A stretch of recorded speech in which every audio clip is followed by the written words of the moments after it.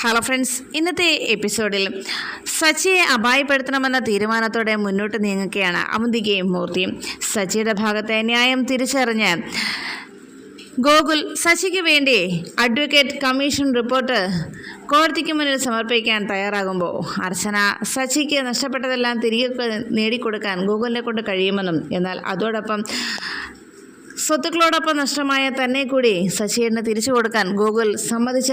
സമ്മതിക്കുമോ എന്നും ഗോകുലിൻ്റെ മനസ്സിൽ തന്നോടുള്ള സ്നേഹം അത് മാറി മറിഞ്ഞു വരുന്നത് തിരിച്ചറിയുന്ന അർച്ചന ഗോകുലിൻ്റെ മനസ്സിൽ തന്നോടൊപ്പമുള്ള ഒരു നല്ല ജീവിതം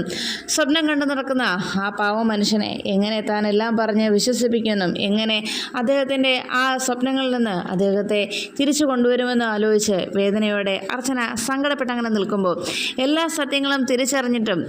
എല്ലാം തിരിച്ചറിയാത്തതുപോലെ അഭിനയിച്ചു നിൽക്കുന്ന അർച്ചനയുടെ ആ പ്രവൃത്തികൾ അത് മനസ്സിലാക്കാതെ പോയ അവന്തിക സച്ചിയെ അപായപ്പെടുത്താനുള്ള തീരുമാനത്തിലെത്തി.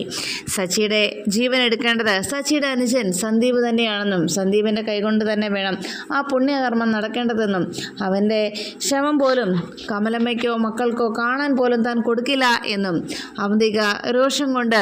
അലറി വിളിച്ച് പറയുന്നത് അപ്പുറത്ത് മാറി നിന്ന് ചിപ്പിമോൾ കേൾക്കാനിടയാകുന്നു. സച്ചിയങ്കലിന് ആപത്തുണ്ടാക്കാൻ പോകുന്നു എന്ന് തിരിച്ചറിഞ്ഞ ചിപ്പിമോൾ ഉടൻ തന്നെ ഈ വിവരം സച്ചിയങ്കലിനെ എങ്ങനെ അറിയിക്കുമെന്ന് ആശങ്കപ്പെട്ട് ഉടനെ അർച്ചനയെ വിളിച്ച് വിവരം പറയാമെന്നും സമൃദ്ധാൻ്റിക്ക് കാര്യങ്ങൾ സച്ചിയങ്കലിനെ അറിയിക്കാൻ സാധിച്ചേക്കുമെന്നുമുള്ള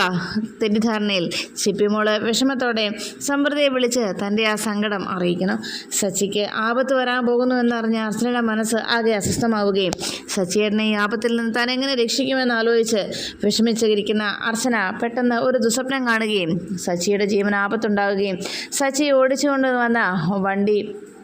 കാറ് മറ്റൊരു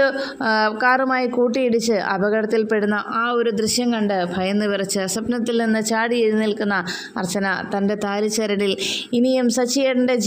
ജീവൻ ആപത്തൊന്നും സംഭവിക്കാതെ തൻ്റെ ഈ താലി എന്നും സംരക്ഷിക്കപ്പെടണേ എന്ന് പ്രാർത്ഥനയോടെ അർച്ചന ഇരിക്കുമ്പോൾ സച്ചി